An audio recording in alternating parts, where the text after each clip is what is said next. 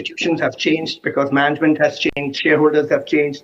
So we've seen through a number of cycles in the market, expansions, contractions, drops, but we do believe that the peak is yet to come.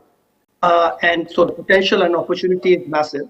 Just to give a sense of that, in terms of borrowers and growth,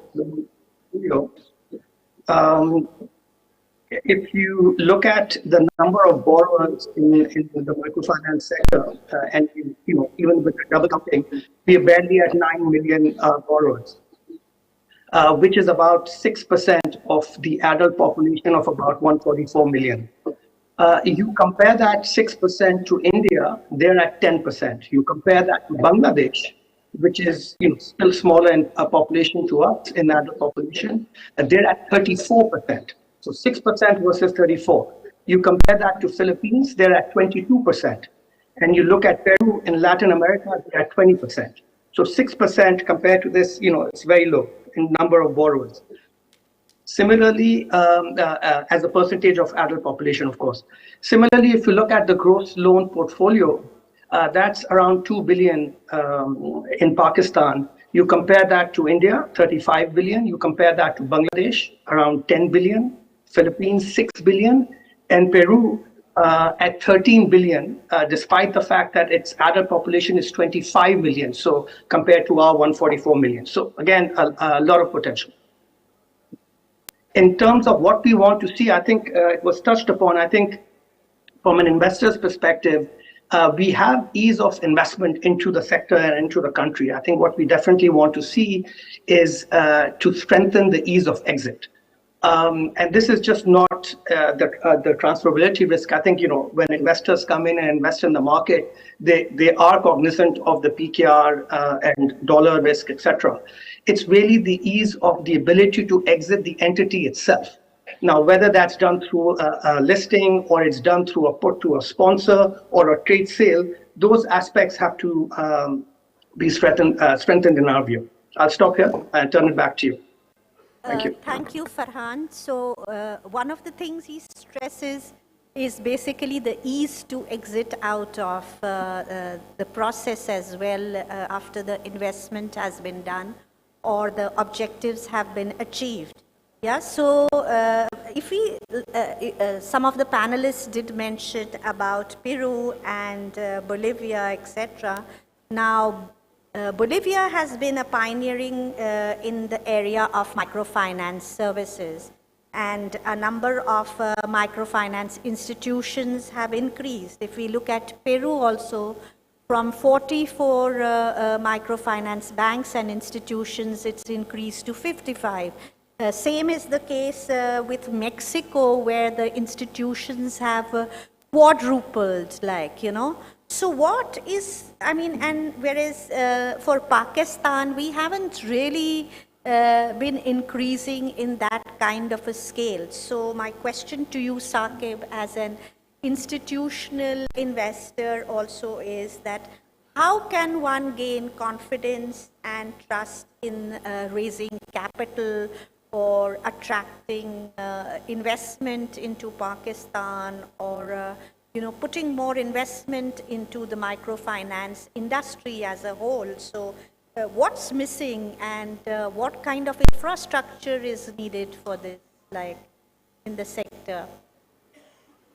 So thank you very much, Khurshid. So as someone who is active with the sector already, I think I would try to bifurcate the answer into two sections.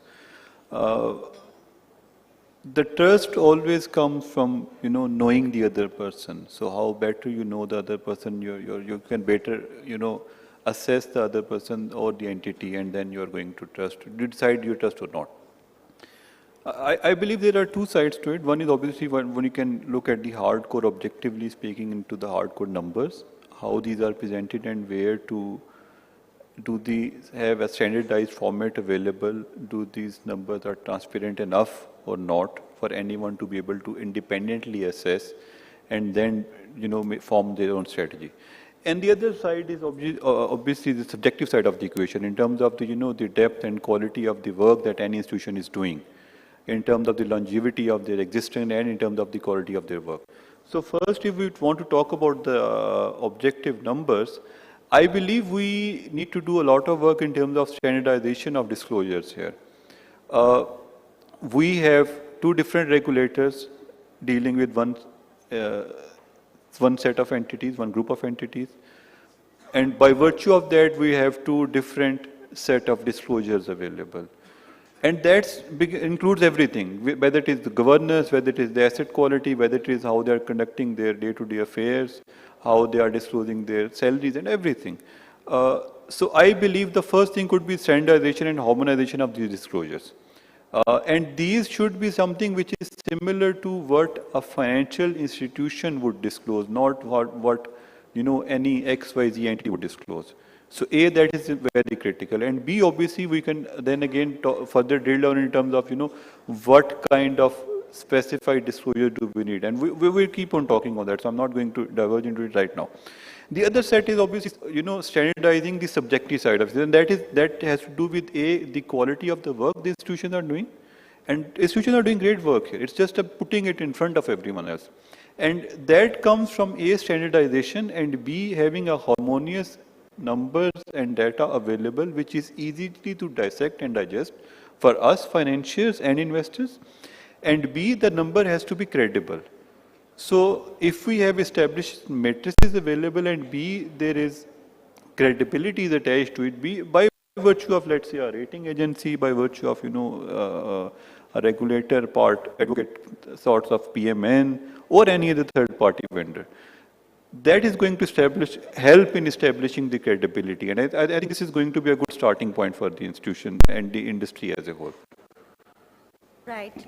Thank you, Saqib. You've touched on a very important point of harmonization between the banks and the microfinance institutions. And I can see that, of course, that is going to be quite challenging in the sense, obviously, the bank is more structured, has better quality of people, has a lot more responsibilities in terms of the deposits, etc. And the microfinance institutions do not have that kind of quality infrastructure. So I would say it's going to be quite a challenge. And yes, in the corporate sector, there are different requirements for disclosure versus a bank where there is a lot more vigilance because you're holding public money, etc. And that is, of course, a big challenge of whether they can actually, manage. But yes, I mean, this is something that one can really sit into think tank groups and talk about. How does one, come on some sort of a common platform? If not legally, then maybe at some other platform, because by law, whatever you require, everybody is complying to the IFRS or whatever the standards they are following.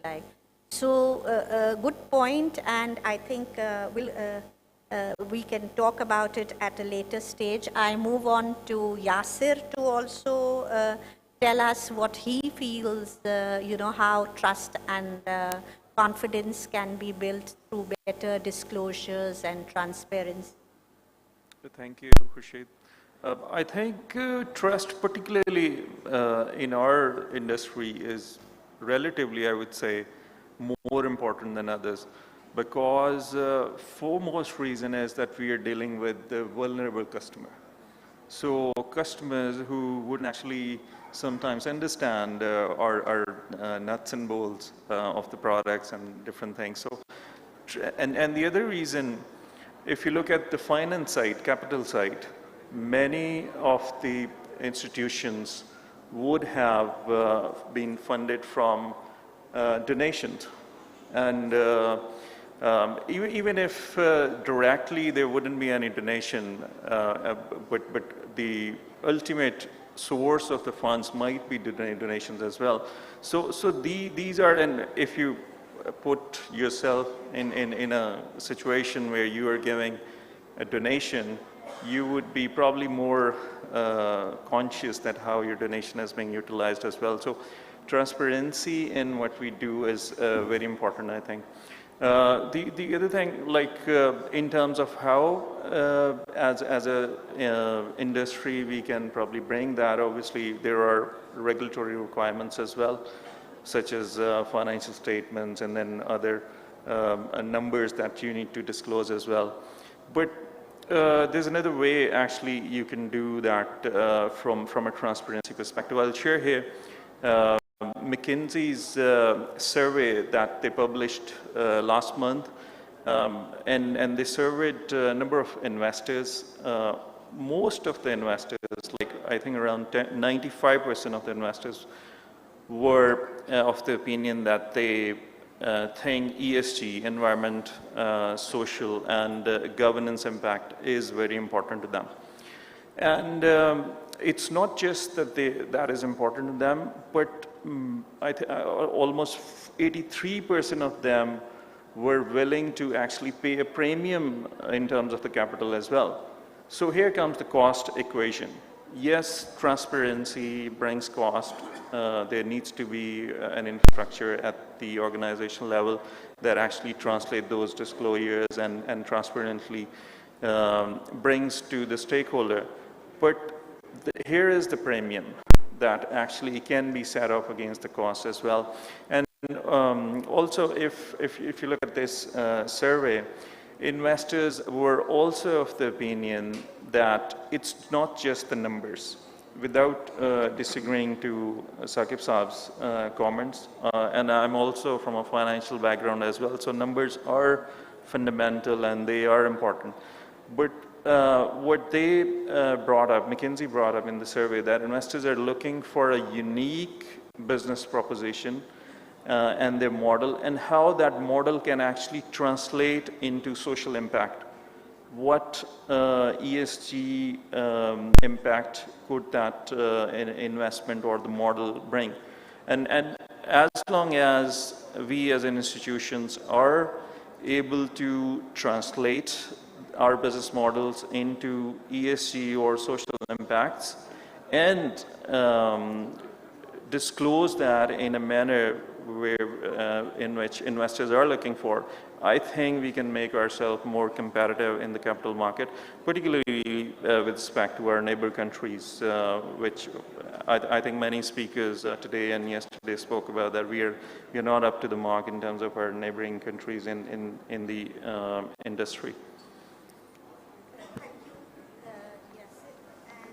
You've touched on an important point on ESG and the investors ready to put in the extra money and effort into projects, that demonstrate and portray their commitment to environment.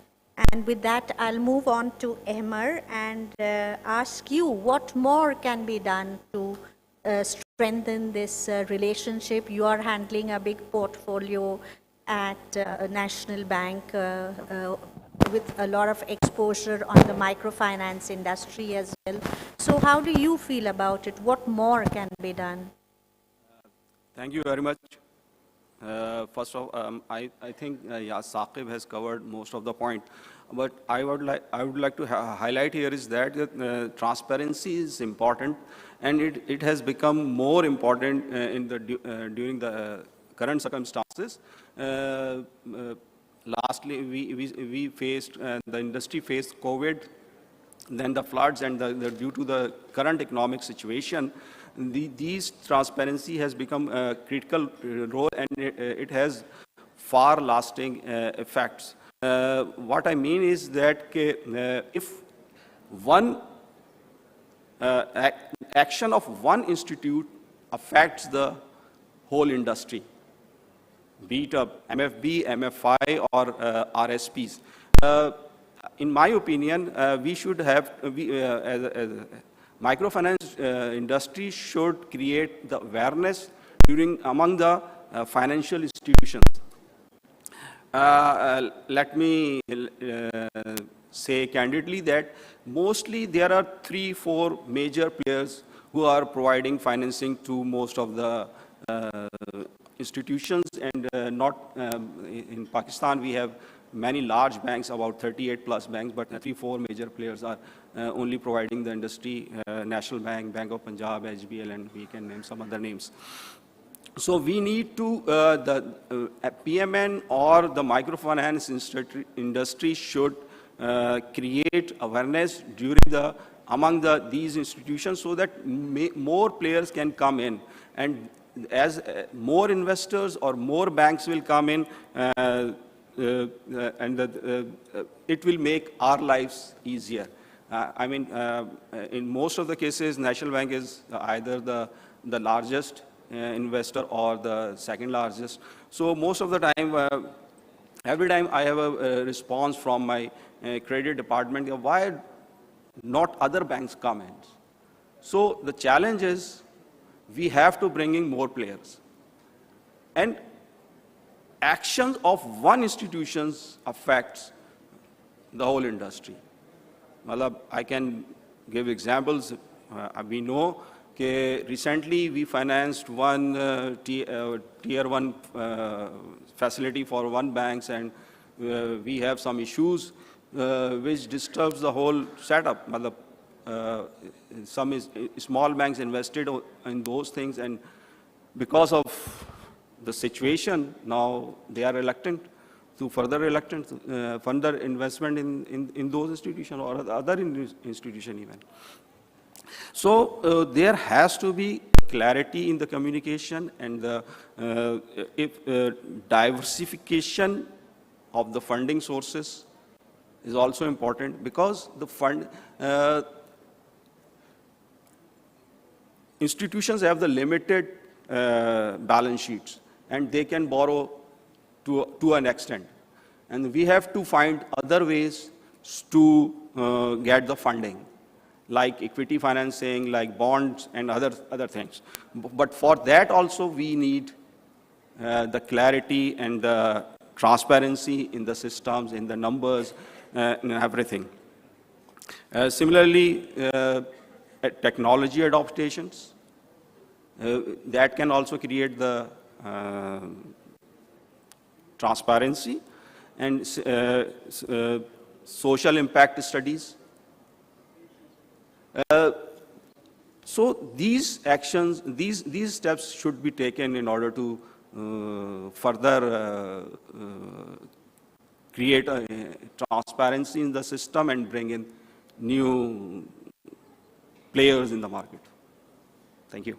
Thank you, Emmer. And a very important point touched on technology. I think we've been hearing about this in the last session as well, that technology is very important and can help in terms of transparency, in terms of reaching out, and a number of areas, and that is what the microfinance industry should embrace upon by having their good systems and procedures in place and trying to do everything electronically, because that will also have an impact in terms of their cost, in terms of long-term reducing their operating costs. So with that, I now move on that as this industry is evolving, and it's important to redouble trust and confidence, microfinance borrowers now do play an important role. Some of you all touched on the quality of life of the people. And research, global research also recently done in 21-22 has also seen that they have touched the lives of a lot of people, whilst of course there have been some issues like, generally there has been a change. And so let me turn on to Farhan and ask you what you feel are the best practices that we can bring into Pakistan on the microfinance side, like anything we can do. Do you want to add anything on this area? Thank you, Ms. Khurshid. Can you hear me? Yeah. Can you still hear me? Or? Yes, we can hear you. Okay, great. Okay, so no, thank you. I think for us, as an investor and in terms of best practices, if someone were to ask me, what are the top 3 things you would look at if you were investing in the microfinance sector, or for that matter, anywhere, I would say corporate governance, right? Those really the key aspect, and the corporate governance at all levels. So a CEO cannot be running the microfinance institution as a fiefdom that he or she has. Board has to have very strong oversight. And then a strong board is the responsibility of the shareholders to ensure that they have board members who are paying attention and seeing what's going on, and they are adding value to the company. So for us, that's the key part. In terms of best practices, I think the institutions we've seen succeed, I think for them that has been very key. Strong sponsors who are paying attention in terms of the board quality and the management quality. The other piece of it, which I think you mentioned or just came up, is the responsible lending portion of it, right? So as MFIs and MFBs lending to the lower segment of the populations in terms of income strata, it is very critical to ensure that the institutions don't just have the policies and procedures, but are actually implementing responsible lending practices, right? And what does that really mean? It means that we need to ensure that you're not overburdening the borrower. And that requires, of course, reporting, whether it's nano loans or whatever. All these have to be reported to a credit bureau, so data available in terms of how much each borrower is borrowing, because we know the case in Pakistan and many other markets where you've got borrowers taking multiple loans and institutions not being aware, especially on the nano side. So I think that's one key, is to ensure that you don't over-indebt the borrower. Then you have to ensure transparent pricing, right? The philosophy that the costs are higher, the losses are higher, so we will charge 50% or 55% has to be really looked at. And I understand that in terms of a number of institutions, the net spread is small because of these costs, but they can't control the cost of borrowing because that's dictated by the discount rate, etc. But the cost of operations and then the cost of the losses, that has to be managed. So transparency in pricing. The other piece of responsible lending is ethical collection practices, right? We've heard of a number of cases in the market and others where practices in terms of collection have not been very ethical. So they have to be looked at in terms of, so the organization or institution needs to have those in place. Then there also has to be a grievance redressal process, right? So if there is a customer that has a grievance that says, look, too much or I cannot pay, there needs to be existence of some grievance redressal method in these. So this is consumer protection, basically, that needs to be there. Client literacy is again key. Again, we have in certain types of loans, especially nano, a lot of the borrowers are not fully, the literacy level is low, so they're taking on, not realizing the repercussions of taking on so much debt. So financial literacy is key, and it is incumbent on the borrower, on the lender in this case, to ensure that whoever they're lending to understands what they're doing, right? And of course, the regulator plays a key role in this. And then, of course, complete disclosure on what's happening, right? All systems and procedures have to be there and disclosures have to be made. So when loans are being restructured or rescheduled, all that needs to be part of the reporting. And it has to be timely. I'll stop here. Thank you. Thank you, Farhan. I think an important point touched upon is the quality of the management. I mean, can you trust the people who are handling or at the top? And like rightly said, the tone at the top is where all starts on governance. Like, okay, so maybe Adnan, you want to add in something? You all are rating banks and institutions, etc. What more can be done, or what are the global best practices we can adopt here? So when it comes to like global best practices, so there are regulatory requirements, disclosures, and then there are also voluntarily given information or voluntary disclosures. So they did an empirical study. Mr. Mohsen is quite fond of empirical studies, so I just thought I will just quote that. And they found a negative correlation between voluntary disclosure and performance. So if you ask me honestly, we didn't need an empirical study for that. When performance goes down, voluntary disclosures automatically go down.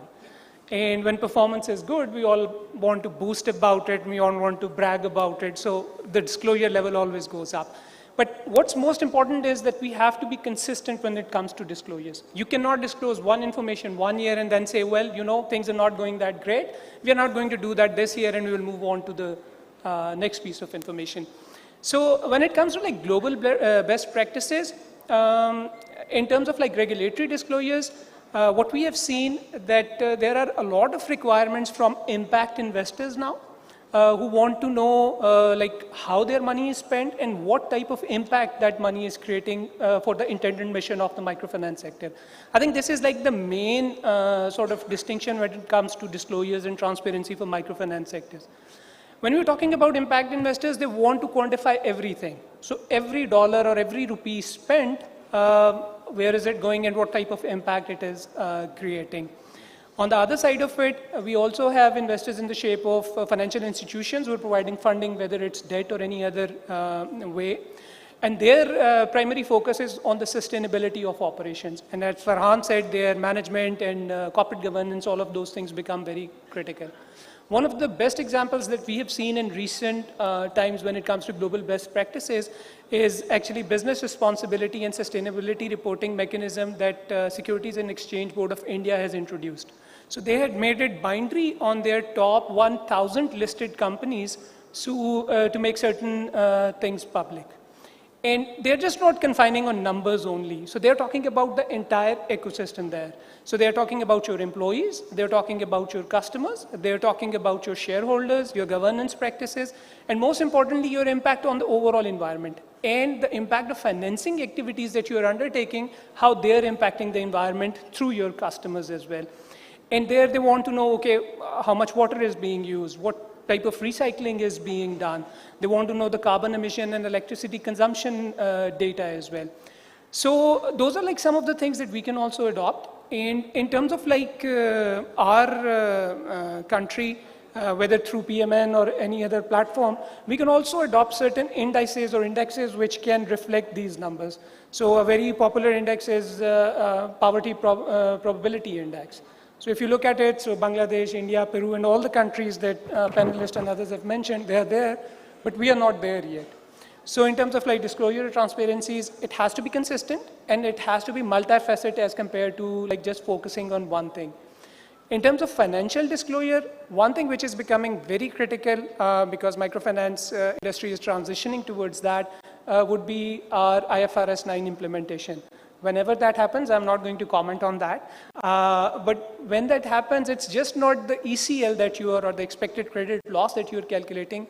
It's the transparency of that mechanism which matters the most to investors as well. Because now you're talking about every individual institution having their own mechanism in that, right? So how do you sort of interpret data? How do you use that? How do you use default rates? All of those things become very critical. So being open about it, being transparent about it is very important. And one thing which I think as microfinance practitioners, we all know is that sometimes it's okay to say we are not there in this particular indicator instead of not reporting it. So it's okay to say, okay, we are not doing well on this particular indicator, but we will reach there, let's say in 6 months' time or 12 months' time. But going radio silent on that, that's not an option because that compromises your disclosure quality as well as transparency of information being shared. Thank you.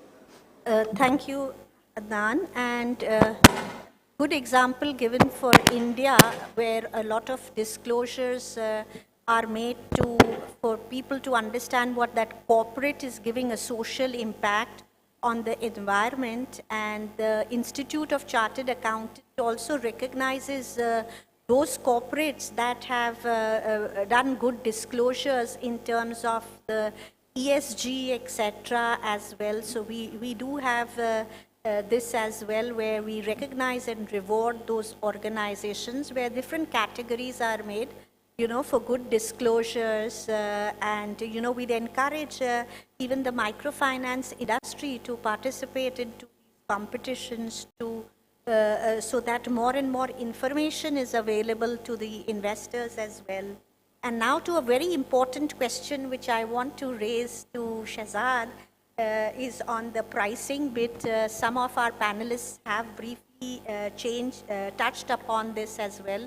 On the transparency pricing, we have seen, the failures as well in the corporate in Nicaragua and as well as in India on the microfinance, from the microfinance industry, and policymakers are concerned in this area in terms of the transparency or the excessive interest rates, etc. And my question to you is that, do you feel there is a business case in Pakistan for pricing transparency, and can you share what are the best practices that Kashif uses for pricing, etc.? Transparency is very important, I mean, in all facets of life. Transparency brings credibility as well. So if we talk about particularly about the pricing in the microfinance sector, I think this is the time that everybody should start disclosing their pricing because there are many different types of interventions and institutions who are operating in the same market. So it is now most important for everyone to disclose their pricing in a manner that everyone can understand as well. If I would like to particularly talk about the price, how we are communicating the pricing to the customer, because they are the most important aspect of this whole equation. So how we are communicating transparently the pricing to our customers. Whether they, I mean, APRs, I'm 100% sure it is very hard for our customers to understand what is APR and how to calculate the installment based on the APR rates.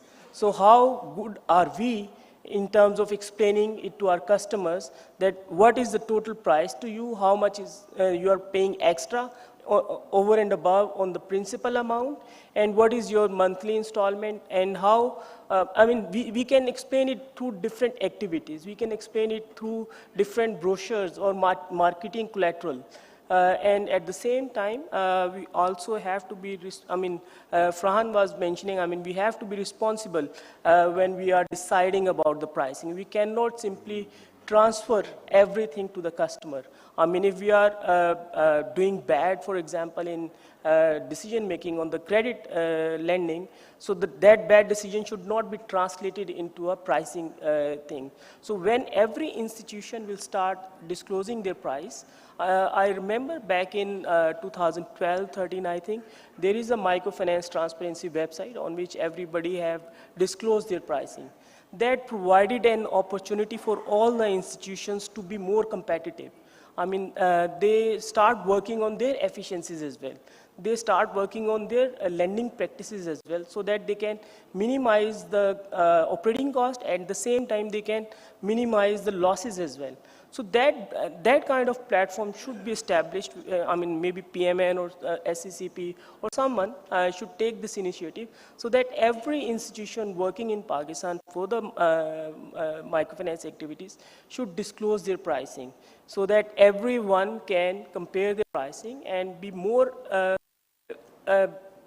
transparent, be more effective in terms of explaining and delivering the good products to the customers based on the pricing. Right. Thank you, Shahzad, for sharing. Any thoughts from anybody in this area in terms of what best practices they are adopting on the pricing, and what you all feel, whether what Shahzad suggested was maybe SECP or PMN or PMIC collect data on pricing and share it like MF Transparency had done it a couple of years. Anybody has any thoughts? Barak, you want to say something? So it's very difficult to ensure what Shahzad said, but what I can suggest is that PMN with collaboration of PECRA can do a study what pricing microfinance institutions are charging, and what's the difference in that, and how we can standardize that. Because, pricing comes at the cost of services. If some X institution is providing better services, obviously they will have to charge some high price on those services. So it's a bit challenging, but as regards to its disclosure, you can provide a detailed disclosure on your financials, on your report, annual report, what amount of money you are charging, and what's your effective portfolio yield that you are getting on your portfolio. Right. Anybody wants to add in? Yeah.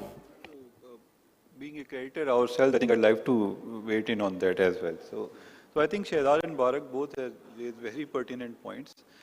I would say that, if we can maybe take a step forward, pricing is also for us, creditors, for example, is also an indicator of the quality of the underlying asset as well, Obviously, the quality of underlying asset is always, when it comes to credit, is always perceived to be inversely correlated to the quality of the asset.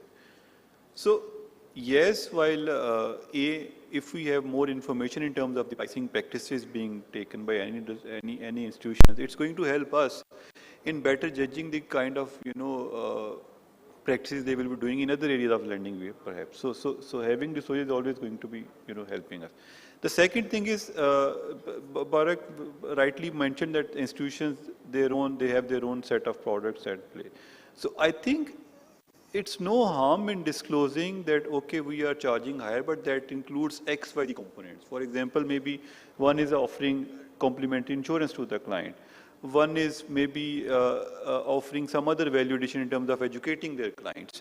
So if that is done, I would see it as a positive, not as a negative, that, okay, fine, even if the pricing is higher, but there are other value-added services being loaded into it, that's perhaps going to be good. And this is where I would reiterate that subjectivity of the decision making will come into play, that how one sees these numbers.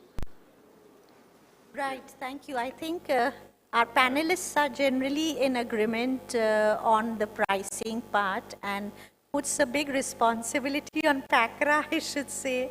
So, ji, zarur.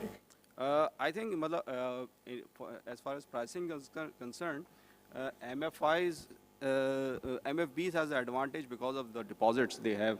So their price, they can offer the lesser price. But I mean, pricing is not the only factor. They can offer other services also, competition. For example, some of the MFIs operating in those areas, smaller areas where maybe MFBs are not focusing or things like that. So pricing is important, but there are other factors or value-added services which you can provide to attract customer towards you, or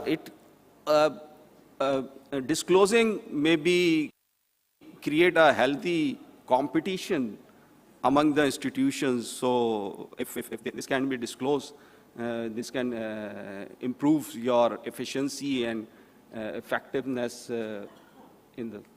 That's the point. Just add one thing. I mean, when we are discussing about disclosing it, it means that we are empowering our customers to make a decision based on the choices available in the market.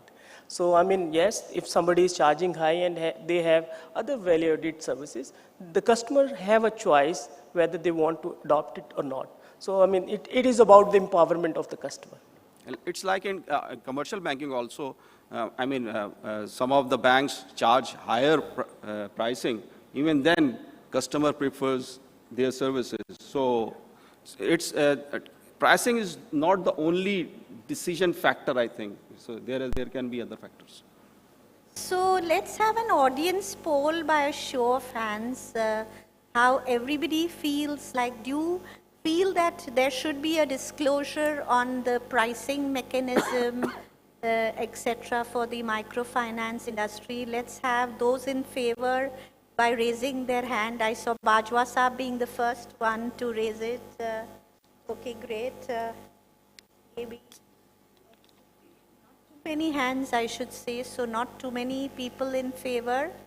Just a few hands. Yeah, and. Okay. No, but I did note that I didn't see everybody raising their hand, but anyone. We move on to another important question, is the disclosure on the quality of the portfolio as well. You know, the simple one, of course, is the aging, because, you know, from an investor's perspective, they do want to secure their risk and they do want to maximize the profits and minimize their losses, etc. So my question to you, Saqib, is that from an institutional perspective, what do you have to say? How would you, want the loan portfolio to be disclosed, etc.? So this is a very pertinent question because I think we already touched upon the headline numbers. I'm not going to repeat it that in terms of the asset quality. So I'm just going to explain one phenomenon we saw in the time of the floods. So we came to all institutions where we have relationships and we asked them, okay, why don't we share us information in terms of what is your exposure to particular area, in terms of your credit, and all of them. This is the good part, and I should, the credit should be given where it's due. They were very transparent in terms of the disclosures. But then, the devil always lies in the details. In terms of when we started dealing down into numbers, what exactly is the kind of exposure, what kind of products they are offering, what kind of underlying collateral, if any, they have, what kind of businesses or they are serving to, what is the profile in terms of the demographics of the borrower, what is the asset quality or borrower's behavior. These information were actually missing. And we had to go back to individual institution and ask, okay, if we only look at the basic number that you provided, it's not really very desirable picture that we are looking at. So why don't you help us there? And I think we should not see this as an isolated event. This is where the practice and this is where the behavior comes into play. That if this information is available, we just don't have to look at just one number which is PAR 30. That is the standard disclosure across the industry. We have to look at, okay, even if there is someone going PAR 30, is it a repetitive behavior? Is it a one-time event? We don't know it. Are there any underlying collateral available, whether primary or secondary? We don't know it. Are there any business dynamics at play? We don't know it. So for example, anyone just telling that I have X amount of financing as an EMI, which is fine, we can always understand that that means that predictable behavior is there, and that means that they are having more engaging conversation and they are touching the client more frequently than others, which is good. But it's always, we as a financier would want to know more information in terms of the nature of the business, nature of the client, behavior of the client, and demographics, so that if this information is available, and we as banks are bound to disclose by the law, by the way. This is part of our financial, this is part of the baseline disclosure. I'm not talking about any additional disclosures which we talked about, which are come secondary. These are the baseline disclosures. So if this number is available, that is always going to be good. That is always going to be, because Barak, when you mentioned that the microfinance is the only asset we have to collect, offer as a pledge, we also have to see the underlying quality of that portfolio. So this is where it's going to be important. That's why we keep on repeating and reiterating it, that the better standardized and consistent disclosures are in terms of the asset quality and behavior, the easier it is going to be us to assess you, and obviously, it's going to be a win-win situation for both of us. Thank you. Okay, you want to add something, Barak? Yeah, just to add, I think as I mentioned earlier, microfinance institutions has one of the largest assets that's in the loan portfolio. So you need to be as much open as you can. You need to share as much information as you can, so that the investors don't refer to you again and again. You need to provide portfolio concentration, portfolio at risk. You need to gender-wise segregation. You need to provide aging of portfolio. You need to provide maturity of portfolio, and all those information which they use to ask again and again. You need to provide them in advance, so they have a fair idea what they are looking for, and this will ultimately help you to create transparency and to have a better trust and confidence, mutual trust and confidence that will be eventually helpful for the sector. Thank you. I've been asked to wrap up now so that we can take some questions from the audience. But just one last question, and anybody can chip in, especially the ones who have not given in too many answers, or I haven't been able to address everybody. So the main focus from the microfinance side is the social impact that they are doing for the society and the impact to the society.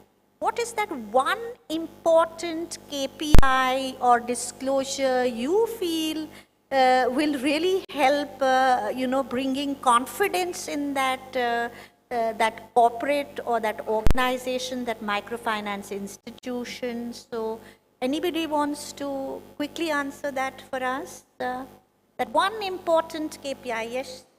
Well, I think most of us are doing impact assessment after a couple of years, and there are so many indicators in those impact assessment reports where we are projecting that, or we are showing through the independent research agencies that customers, what kind of change we are seeing in their behavior. For example, the increasing income could be one indicator, increase in saving could be another indicator, decision making in the business is another indicator. These are some of the examples that can be used to understand that what kind of impact microfinance is creating in the lives of the families that we are dealing with. Right. Anybody wants to chip in, add something? Farhan, you want to say something? Yeah, thank you. No, I think the key to hard indicators is the change in the income level and savings level. I think those two, because if microfinance is about poverty alleviation, these two indicators can help determine whether that's happened as a result of a positive microfinance loan, which is what they should be doing. I just want to touch upon in terms of reporting, Ms. Mushir, if you just give me 1 minute.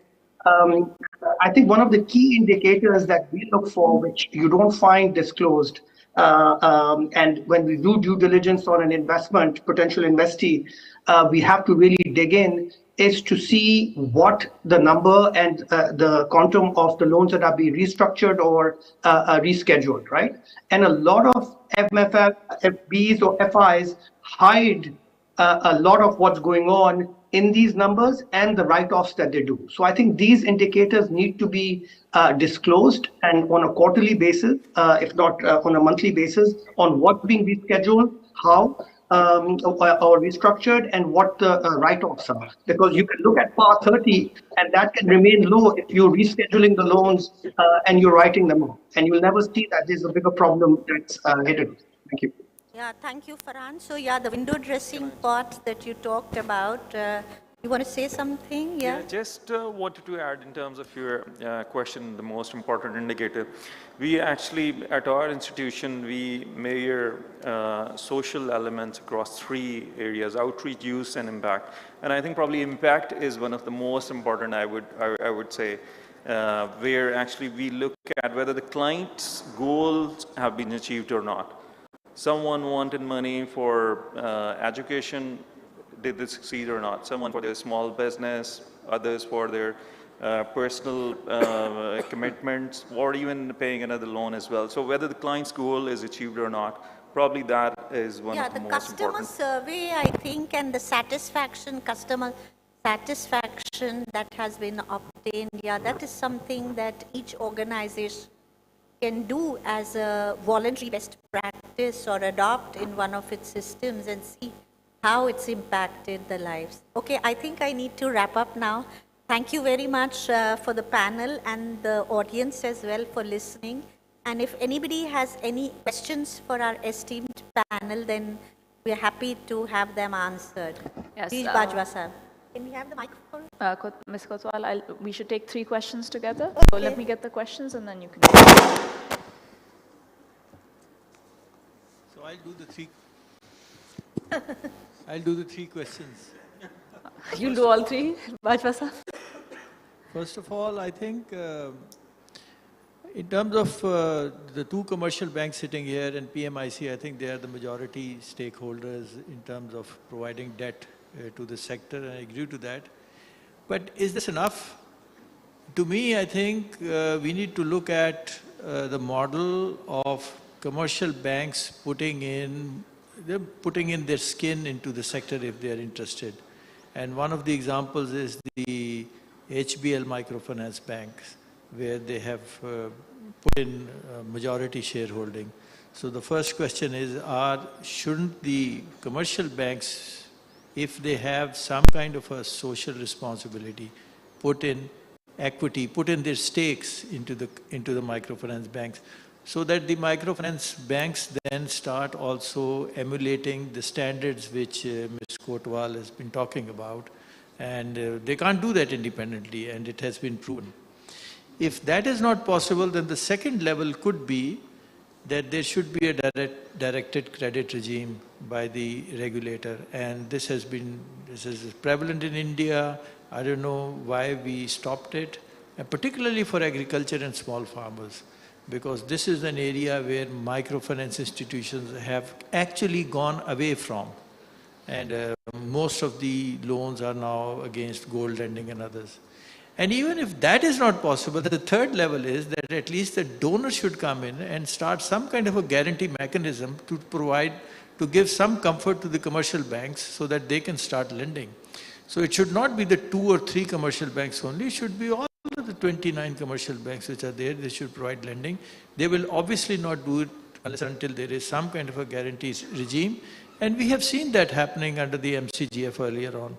So these are the 3 areas, but Farhan Sahab, your question about corporate governance, the problem is that the directors on the boards of microfinance institutions, the question is, do they know how the microfinance is being run? So there is a dearth of actually human resource in the boards. It is very difficult to find the right people on the board. And you know, the boards are there, but then, you know, everything happens under their nose, but, and we have seen that happening. So the question here is, where are the people going to come from who are going to run the boards of these microfinance banks? Okay. Thank you. So the ones who have the nuts and bolts of this issue. And then, in terms of MFIs, there is another problem of state mentality. So the MFI is run by the person who has set up the MFI. So what are you talking about, any board or anything else? So they handpick the boards, and that's how the MFI is run. And we have seen that examples all over the world, including Bangladesh, including Pakistan and others. So how do we overcome that thing? And so this state mentality is there, and I don't think so it is going to change. And then Bajwa Sahab, let's give other people a chance to ask a question. एक चीज और last ही मैं कहना चाहता हूँ, ये policy level issues हैं, वो ये है कि till a time that the regulator makes it mandatory that you have one institution, one client, we will see busts in this sector. And these are some areas which needs to be looked at. Thank you. Thank you so much. Okay, so Bajwa Sahab has a couple of points. Can we please get a couple of other questions and then come back to them? But There's I one think right he's there. covered quite a loaded, and I'd like the panel to answer it before it gets lost. You know, I'll summarize them, please. Please unka le lein and then we just Thank you. we'll take. Saeed Khan from Assam Microfinance Bank. My question to the panelists is that during my interactions with different banks, I found out that generally, except PMIC, generally in the commercial banking sector, because I've been in the banking sector for a very long time, generally in the commercial banking sector, there is still a lack of full understanding of the dynamics of microfinance sector. 1, 2, and to add on that, even in the microfinance sector, as Bajwa Sahab was saying, there are different models like MFBs, like MFIs, like NGOs. And so I think in the commercial banks need to also develop like State Bank. They have a separate FID or Financial Inclusion Department. They have a separate area for looking after the microfinance. So the commercial banks should also develop expertise, particularly for this sector, which is a major sector in terms of financial inclusion and poverty alleviation. Thank you. Thank you so much. So if we sum up the questions, the first question I think is for our commercial bankers. which talks about how else can, the commercial banks work with microfinance. So what do you feel about private equity, what do you feel about putting equity and stakes into banks? How would you react if the government mandated directed credit for microfinance? And then I think there's one part of it which talks about guarantee mechanisms. So how would you feel if more guarantee mechanisms were to come in place? The second question is on corporate governance. How do we address issues of corporate governance with MFIs? And also, where do we get better board members from? And then the third question, I think, is for the MFIs and the MFBs on the panel, which is on how do you feel about regulator-mandated unique clients, not lending or not parallel lending? So how do you guys feel about that? If that were to come, would that be a good idea? And how would that impact your numbers? And I think that the last one is about how commercial banks, again, can get to know the sector better and understand it better. So we'll take those answers, and if we can finish them in time, we might come for more questions. Thank you. Okay, let me start. Okay. As I mentioned earlier, MFIs, microfinance institutions have the limited balance sheet, so they can borrow to a limit. And we have to find other ways of funding. One was equity funding, equity financing, bonds, and etc. So yes, equity financing, National Bank is thinking about this thing. In fact, National Bank used to own Khoshali. It was sold due to government decisions, from restrictions from the government. So National Bank is again thinking about investing equity in MFBs and MFIs through equity participation. There is one limitation. As per regulations, banks cannot invest in not-for-profit organization. So the organization, for-profit organization and MFBs, commercial bank can invest, and National Bank is thinking on those lines. Number two. Number three, जो आपका point था कि National Bank, I believe National Bank is the only organization which has a special setup for the microfinance business. We have a group with the name Inclusive Development Group, which focuses the special initiative for SMEs and agriculture. And under this group, we have a special division for the microfinance business. I used to head the agricultural business in the bank, but now I'm heading this microfinance business.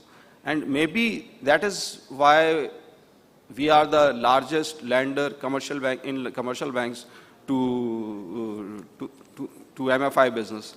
But National Bank is, these are the initiatives which National Bank has taken, and we, despite all the challenges, we are trying to grow the business.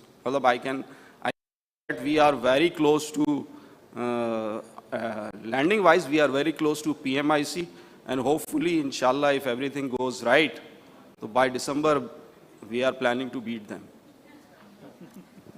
Okay, great. Anybody else wants to say? 1 minute. Okay, 1 minute. So as a bank, we have already, Bajwa Sahab is very well aware, we have already done quasi-equity, we have done blended finance, we have done bilateral finance. So products are there. These are available. I am not going to indulge into the regulator's shoes, not at all. As a commercial decision, I can say, okay, so yes, in the past we have had guarantee facilities and all, but we have seen that regulatory decisions can only take you that far. Eventually, it comes down to the lender, whether it is us or anyone else, their comfort, their understanding of the domain of what's actually going on. The moment those programs shut, the lending also dries down. And we have seen that also happen. So I believe that is why we have been discussing on the idea that we have to have consistent and better disclosures, and we have to have consistent and better engagement with the sector as a whole.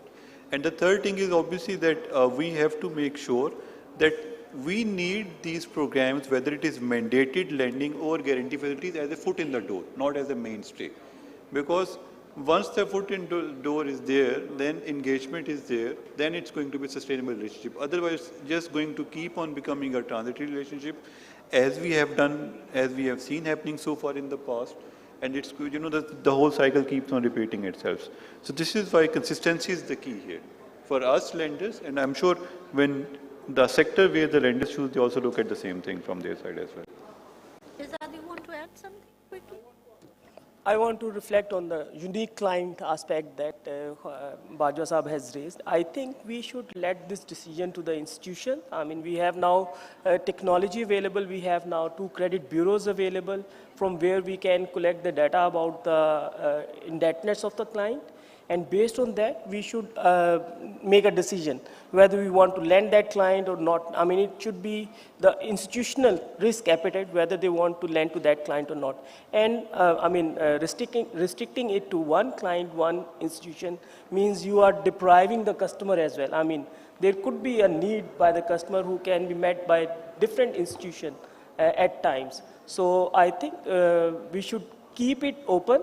But at the same time, the institution should be responsible enough that they take their credit decisions based on the information available in the current environment.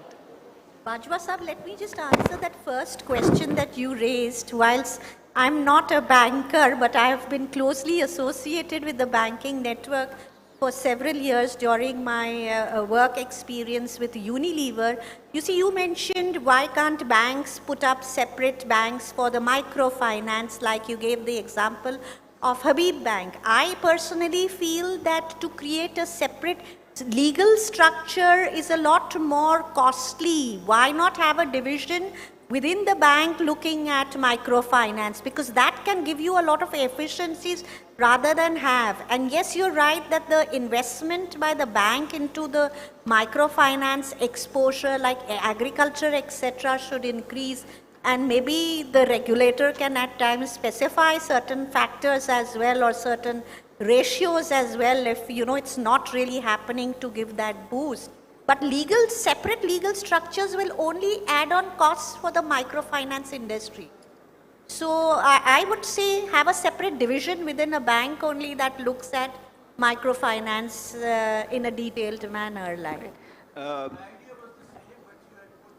Sir, इसमें अब commercial banking and microfinance MFBs has a different DNAs. Their thought process, it's completely different. So I believe maybe, but again the focus will differ. So it can be done. It can be done both ways. But I think the separate entity would be a better idea. As far as the regulators things, I just wanted to point out one thing. PMN should, like State Bank gives us agriculture target, SMEs targets, so PMN or microfinance industry should approach. State Bank should give commercial banks targets for the industry, for the microfinance industry. So, that's the first thing which I mentioned earlier, we have to bring in new players, new banks, other banks who are not doing businesses with the microfinance. There are 2, 3, 4 major players, but we have to bring in new blood, new players. That's the most important thing. Thank you so much, Amir Saab. For that, can we see if Adnan Saab or If I Yasir can Saab want to take a swing comment at... on the CG part?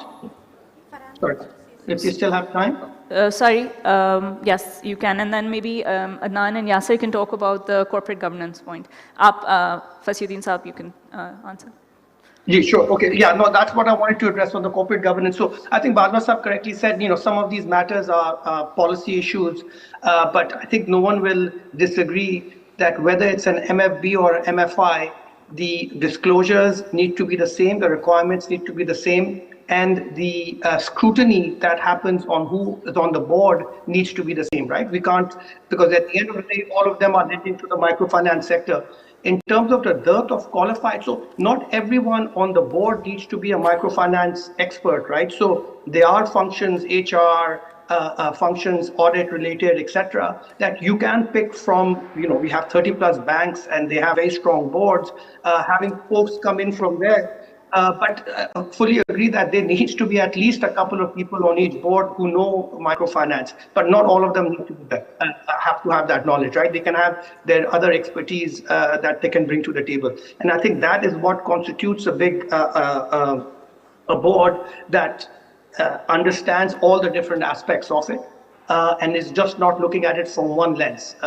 So they bring in the different expertise at the board level. And of course, shareholders need to ensure that they're not just filling in the spots, but they are putting in the right people. And that becomes more difficult, as Badwa Sahab said, on state-owned kind of enterprises, right? And that mentality that has to change. Thank you. Just on the corporate governance side, you mentioned about like having a dearth of qualified directors, and Farhan said everybody doesn't need to be an expert. But we do have mechanism available for that as well. So we can work with PICG, where they can create like a special sort of module for microfinance directors. And also the institutions. I think there is a very detailed onboarding program for new directors to come on any microfinance institution. So there has to be an orientation program from the institution side, and from the PICG side, they can actually create a module in collaboration with PMN or any other microfinance, where they can actually educate those directors on the nuisance of or the nitty-gritties of microfinance, so they have like the basic idea and information when they join any board. So I think that can be worked out. It's not actually PMN has already held one true program on corporate governance with the microfinance industry participating, but clearly, I think the institutions need to get on the bandwagon in a much bigger way as well. That's right. Great. Thank you. Thank you so much, panelists, and thank you so much, Ms. Kotwal. I would like to invite you, Ms. Kotwal, to come to the front of the stage so that you can give mementos to our panelists. Thank you so much for this discussion. So first up, can we have the memento for Mr. Emir Liaquat, Senior Vice President of the National Bank?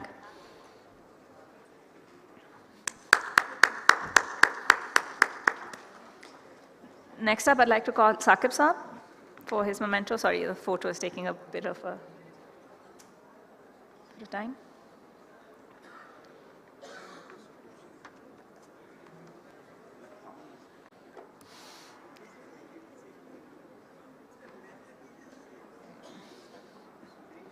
Saqib Saab, can we please have you?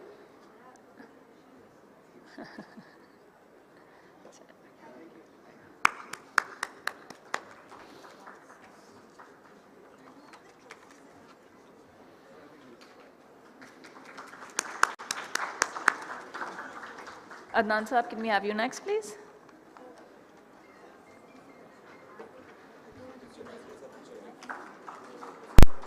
Group photo. Ji. Shehzad Saab, next, please.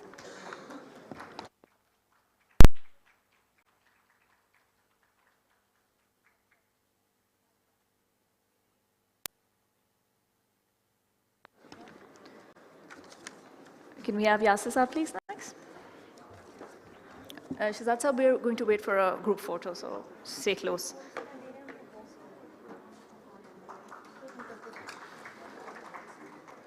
And can we have you, please, Barak?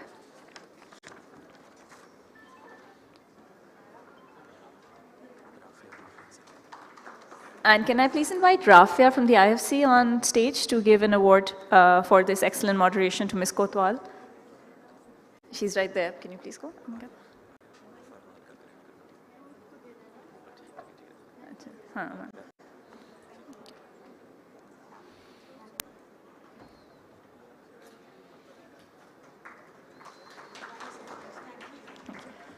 Thank you, everybody. So there are a couple of announcements just before lunch. The first thing is that for all of our guests who are checked into the hotel, checkout time has kind of passed, so please, before lunch, go and check out from your rooms because our event managers are getting calls. I'd like to invite you all to come to the lunch, which is sponsored by the NBP. We're hoping to end lunch by 2:45 so that we can be on time for the rest of our sessions. And then we'd like one last group photo with all of the panelists here, please. Thank you. Emir Saab? no matter their income. Microfinance is a